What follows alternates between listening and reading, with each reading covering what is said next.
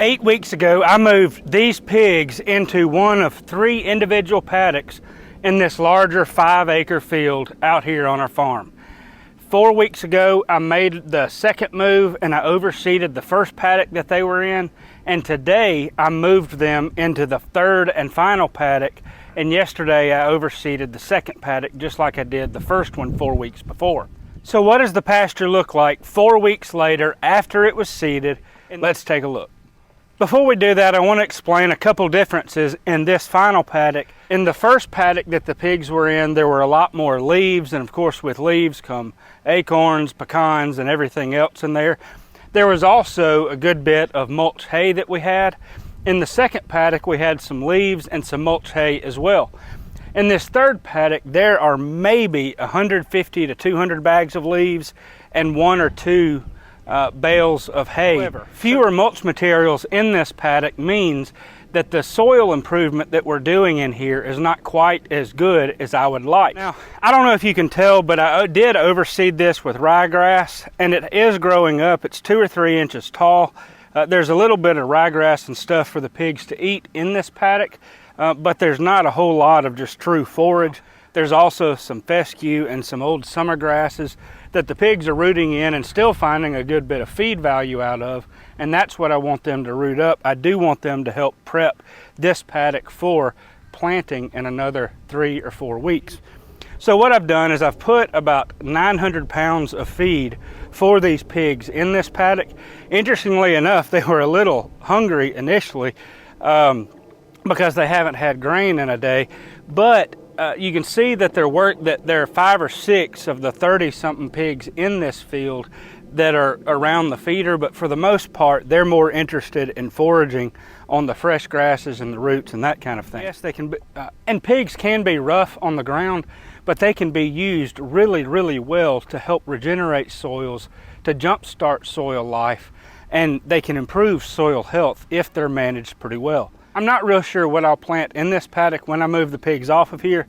The problem with the planting for this time of the year is it'll be in that planting window where it's still too cold for our summer grasses to grow. If we have a little bit of ryegrass seed left, I can put it out here. Of course, I'll also put our forage brassicas, rape or purple top turnips, and they do extremely well in that kind of environment.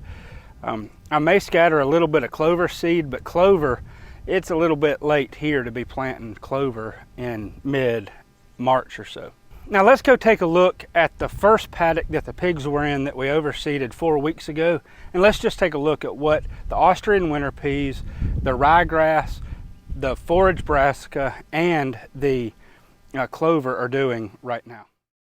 So if you look just across the pasture, even from this lower perspective, you can see a good bit of green. Most of it is this little bit of ryegrass. That's the thin bladed grass at the tip of my finger, and you can probably see it real well.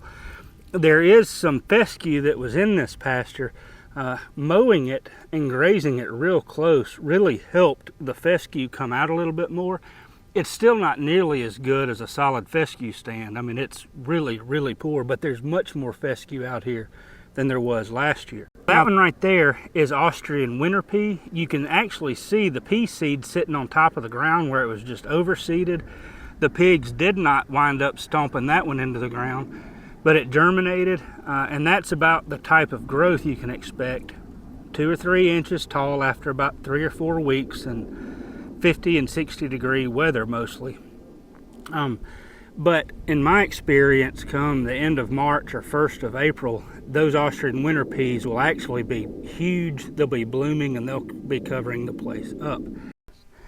This is another area where there's just a whole lot of rape seed that was spread out in here, and it's just coming in real thick. So on this one right here, you can see that they've got those first leaves. I think they're called cotyledon leaves, and you've got the first true leaf right there on the tip of my finger that's starting to emerge.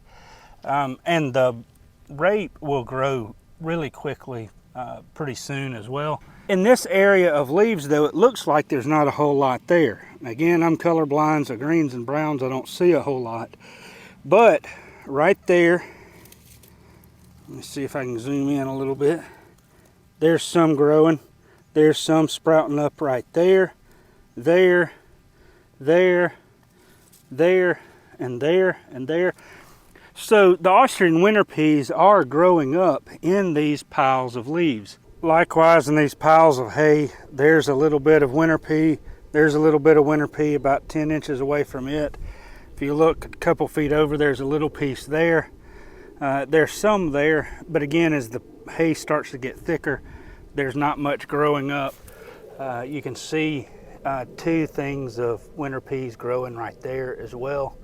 There's a temptation to just show the best parts of where the cover crops are growing from seed, but right here you can tell that there's not much growing. This whole area that is within the camera range is probably 2 feet by 2 feet or so, and there's a little bit of rape growing right there. There's an Austrian winter pea there. There's a little bit of grasses, another one, but there's not much in some of these areas. They are starting to grow up a little bit, but it's just not going to be 100% coverage, even on bare ground where the pigs have walked. You may have noticed that I didn't point out the clover that I planted with the Austrian winter peas, with the ryegrass, and with the forage rape. The reason for that is I honestly do not see clover growing until it is just about to or has already just exploded in growth. It germinates a little bit more slowly. It also sends down roots before it starts putting on a lot of top growth. And so even though it grows really well and can put out a lot of biomass, it just takes a while for me to be able to see it. So we'll have to check back in another 3 or 4 weeks in this paddock to see what the clover is doing, or if it's even germinated as well. So how have the cover crops that I planted in this paddock 4 weeks ago performed? Well, I think they've performed better than I had originally anticipated. I'll say this though, I would have thought that they'd be at this stage of growth after 2 or maybe 3 weeks. I did not think that it would take 4 weeks. But there is a good bit of Austrian winter pea germination even in the areas that were not covered in mud, or even in the areas that were not covered in leaves. I see a good bit of forage rape that's growing. I really like that as well. And of course, ryegrass is growing, and it tends to do really well too. So even though the coverage is not completely uniform over the whole area of this paddock, it is doing pretty well. And considering that I didn't run a tiller in wet soil, considering I could not have planted it even if I had had a no-till drill because it was too wet, we got much better use out of this paddock by planting it with the pigs than I would have anticipated. So the real test is going to come in another 3 or 4 or maybe 5 weeks, when it's about time to put the pigs on this paddock, and then we'll oversee this paddock with our summer season cover crop mix. If you haven't seen the video about how I planted this field, I'll put a link to it right here at the end of this video. For now, it's Rob from Dowdle Family Farms signing off, wishing you the best. Take care, have a great day, and we'll see you next time.